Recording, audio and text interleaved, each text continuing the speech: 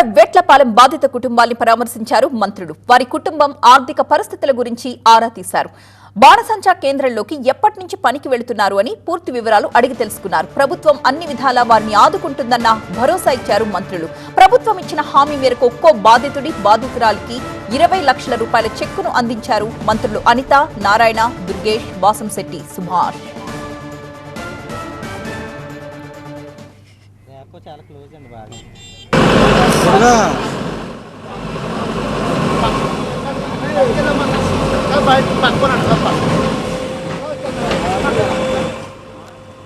కాకినాడ వేట్లపాలెంలో మంత్రులు బాధిత కుటుంబాలను పరామర్శిస్తున్న దృశ్యాలు మనం చూస్తున్నాం. వారి కుటుంబ ఆర్థిక పరిస్థితుల గురించి అడిగి తెలుసుకుని అసలు ఎంతకాలం నుంచి అక్కడ వాళ్ళు పనికి వెళుతున్నారు బాణసంచా కేంద్రానికి అన్న వివరాలు కూడా తెలుసుకుంటున్నారు.